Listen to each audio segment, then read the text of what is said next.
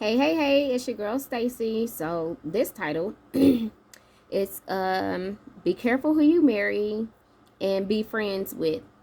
So in one of my previous videos is titled ex-husband, etc., etc. And so I go in detail on there, but this one is kind of short and it's just about like how even though you marry the wrong person, because you are married under God's eyes, you are still entitled to do and abide by your husband, whatever. And so one day, and this goes all into about be careful who you friends with as well, because if your spouse or friends do not support you in your passions or whatever you want to do in life and succeed and try to get out here and get it and stuff, and you just doing you trying to be your best awesome self, they not your fucking friends, bruh. They not your friends. And yes, I said I was gonna try to work on cursing, but as y'all can see, I am really fed up. I'm like, I done got that fuck it in my system, bruh. Like, seriously, I just don't care no more. So anything I say, I'm here to help y'all in any type of way so y'all don't make the same mistakes as me or go through some of the things that I done gone through. Because like I said in the last one, I done had a hard knock motherfucking life, bruh. Like, seriously. And it's crazy, but I'm better understanding. And I'll tell y'all about that too. Like, I got so many damn stories. And eventually I'm gonna write a book about my story, but my other book is coming first. So that's just to help the whole community or whatever. Anyways, so one day I had went to a seminar. Everybody knows that I love real estate. Like, that's like my passion. And I remember one of my neighbors, he asked me when I was like 13, 14, like any other person, like, hey, what you gonna be when you grow up? And I was like, a millionaire. And he was like, how you gonna do that? And I was like, the only thing I knew at that time, is real estate, And so I have always had a passion for real estate. My mom has always invested into houses. My dad invested into houses. Both of them like invested into real estate.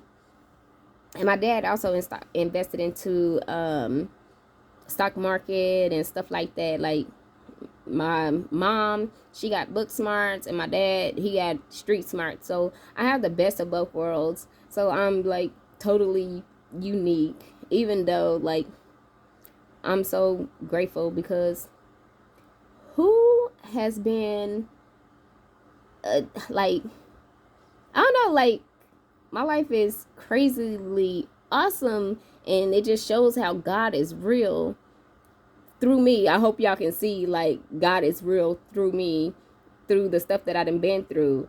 And like, I done had both of my parents try to kill me, like, on some real ass shit. Like, they awesome parents. Like, I had awesome parents. My dad was like a drunk, and he was a belligerent drunk, and he wasn't never physical. Well, yeah, he was physical with the boys, but he was mentally physical with me. And so, anyways, I done had both of my parents try to kill me. My mama say she don't remember that shit and she didn't do it or whatever. But it also goes to back to the Bible where God say, forgive them for they know not what they do. And that's some real talk, because when you bitter, in a negative, toxic emotion,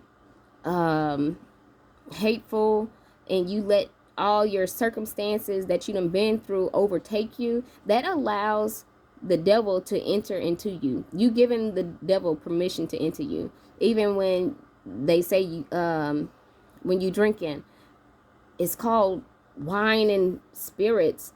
Like, you're literally opening up your vessel to be overtaken by a demon, and you don't even fucking know it.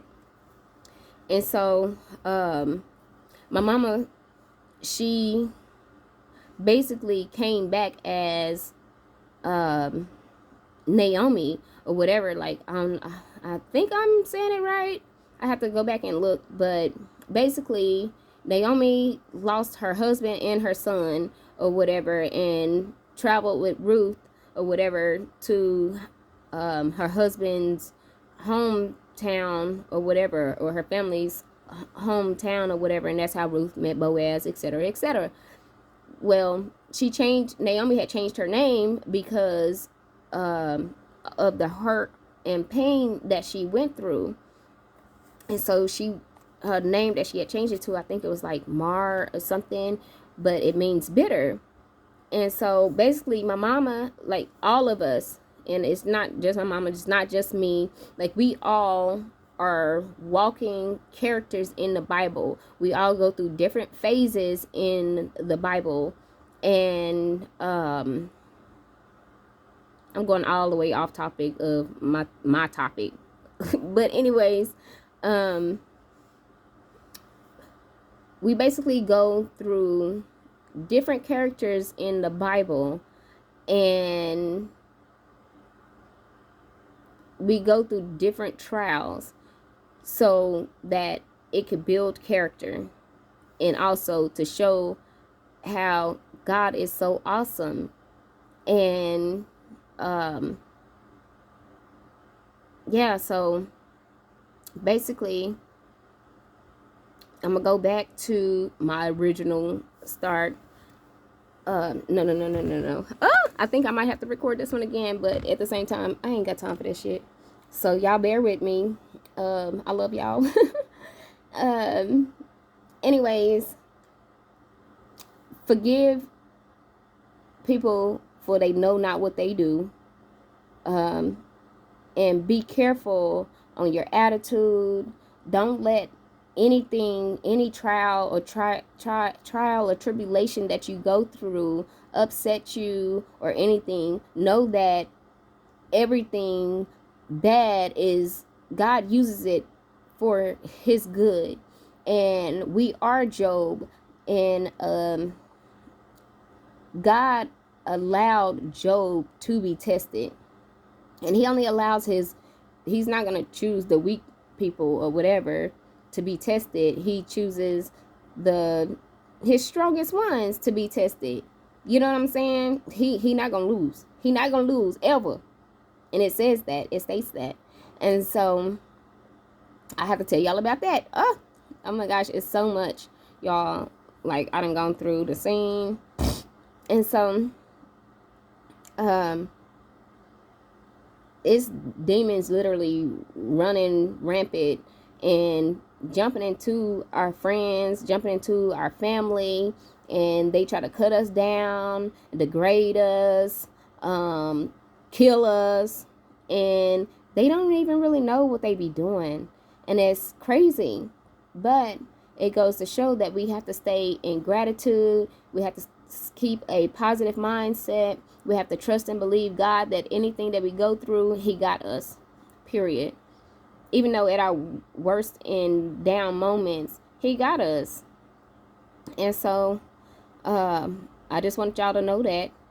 And then going back to my topic of be careful who you marry and be friends with, because everybody ain't your friend, and everybody is not worthy enough to marry you. Because if they don't support your goals, your dreams, your ambitions, then they not for you. But because you marry someone, you still underneath that umbrella of being married. And so my story time, and it is so crazy, but it really happened. So I went to a seminar. I went to a real estate seminar with one of my best friends at that time or whatever, and I was excited, and I'm ready to invest my money and everything like that, and I could not find my card for the life of me. And so I'm looking for my card to try to invest or whatever. I ended up driving all the way home, and only to figure out my card was actually in my dang purse. Still me, not thinking, taking heed to God's saving grace. Me and my ex-husband, we got into it or whatever because he did not want me to go, and he was on point with it. But me being me, hard heads make a soft bottom. You know, you can't tell me shit, and I'm out here trying to make it happen, Captain. You know what I'm saying? One way or the other, it's gonna come through. Something gonna come through, cause who not gonna give up is my black ass. So I pick up my homegirl or whatever. So we had to stop at the store. So we stopped at the store, honey. I kid you not. I went in to the store, and when I came out, bruh, it was raining literally on me only. And my homegirl was like, "What the fudge?" You know what I'm saying? Like, what the heck? She was like, "It's really only raining on you." Like, it was light everywhere else, but it was raining so hard on me.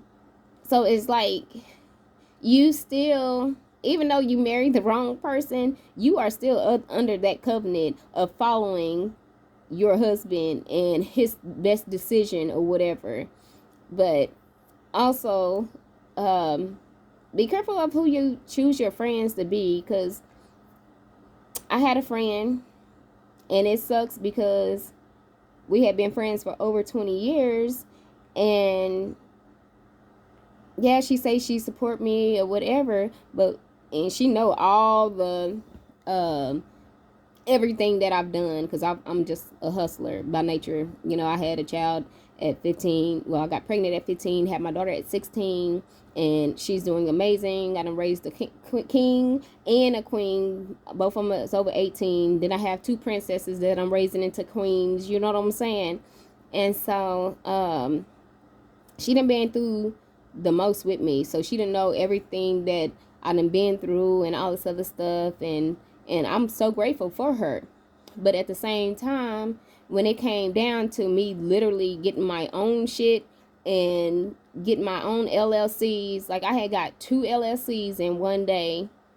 And this is really what showed, well, a couple of things that showed me, but one of the things that showed me that she wasn't for me in the end was I got two LLCs back to back. And so in 20 years, anytime she would come down or whatever, anytime we would go out to eat, every single time we would have at least one alcoholic beverage. You know what I'm saying? And so this was the very first time that we went and she didn't have nothing to drink. Out of all these years, out of all them years, this is the first time I actually had money, and I was buying me, her, and her cousin a drink. You know what I'm saying? To celebrate my accomplishments. Like, bruh, I finally did something on my own. I'm not investing into nobody else's shit or whatever. It's my own shit. And she didn't have a drink with me. Like, that was like really messed up and really hurt me. And so it just made me really look at her different, because as we were leaving or whatever, I could tell that she had been talking crap about me to her cousin or whatever. And it was just like, oh, okay, you know what I'm saying? Putting two and two together. Hell, it might take me a little bit, but bitch, when I finally get the shit, oh yeah, it's a wrap. And the way the fuck I'm set up now, hell, it could be the littlest fucking thing. Nigga, if I feel disrespected or something, bruh, I'll cut your ass the fuck off. For real. I don't give a fuck who you is.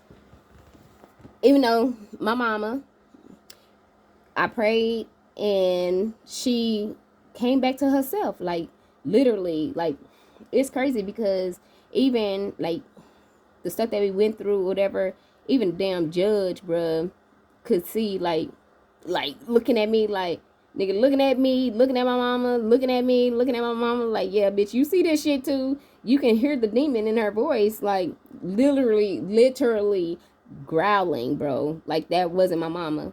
But after praying steadfastly and just asking God to help my mama, she was released from that demon or whatever. And now my mama's skin that cleared up. My mama is back to her normal sweet self. Like, I don't know. It's so awesome. And I brag about, like, it's a joke, but my joke is my favorite joke, or kind of only one. But it's basically like I was a drug baby, and my mama, and people be like, oh, you was a drug baby? Oh my God, your mama was drinking while or on drugs while she was pregnant with you or whatever. And I was like, girl, no, or boy, no. My mama drugged me to church on what I say, Mondays, Tuesdays, Wednesdays, Thursdays, Fridays, couple of times on Saturday, and 3 times on fucking Sunday. And so she literally drug us to church. And it's because of my mama that I am the awesome person that I am today. And only by God's grace that I'm still alive. So I give him praises all day long. And I mean, like, continuously, because I'm alive because of him. God has saved me on multiple occasions. And it's really crazy, awesome that I done gone through so much stuff, and I'm not bitter, I'm not hateful or none of that. I haven't let the past sucker ass niggas done to make me hateful and hate all men and stuff like that and all this other stuff or whatever. But I thank God for the church bus that used to come and get us. And I still have that Bible from when I was 14, you know what I'm saying? And it's so crazy because once they stopped coming on the north to get us, they let another church start coming around and getting the north side kids and just left us. Like, the whole north side just went up in smoke, like up in shits, and it ain't got no better at all. When I tried to go to the new church or whatever, and it was so damn ghetto and ratchet, and I never went again. And it was about a year later I ended up pregnant, because hell, I ain't had shit to do. We didn't have nothing to do, and nobody wanted to go to that church because it was just, you couldn't feel the Holy Spirit. You could just feel like darkness off in it, and it was kind of dark inside of there as well. But church changes things. And if you have small children, get them to church, because if it wasn't for church and my mama dragging me to church, I don't know who I would be today. But I do keep my little Bible that I was blessed with when I was 14. I still have it, and it's so cute. It's like this. It's so little. Hold on. I actually showed you. I have to show you. Okay, so this is my Bible. This is my Bible. It's a little torn, but that's expected since I got it since I've been 14. So it's been over 20 years. But yeah, it's a church bus that comes on the east right now that y'all can get on. If y'all need to know some information, y'all can put it in the description box or whatever, you know what I'm saying, the box that y'all can type in is the comment box. But because y'all know me from the city. If not, if I'm not in your city, I can probably try to help you find one in your city that has a church bus. But get these babies to church. God is awesome. He is real. He's alive. He saves.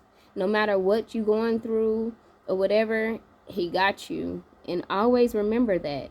And I stay prayed up for all of us in this world, because it's hard out here, especially for us single mamas. I mean, it's not like we just randomly choose to have fucking babies and by men that don't want to take care of their kids or whatever.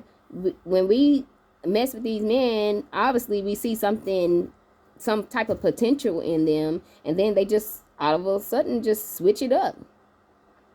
One, because they don't want to pay child support. For real. Like, these men would literally quit their damn jobs just so they don't have to take child support. And then some of them will even threaten to take your kid just so they don't got to pay child support, bruh. Like, where they do that at? Where they do that at? For real, bro. Like, my baby daddy ain't shit. And he know he ain't shit. But it's all good. Shit, we lived less than a mile away, and I think that motherfucker seen his daughter one time, and I think we moved out of that house. We lived down the street from him. Me and my daughter less than a mile away for about 6 years. 6 years, bruh. And he only seen his daughter one time. One time. And it was crazy as heck because I was having to see this MF maybe 3 to 4 times a day. Literally.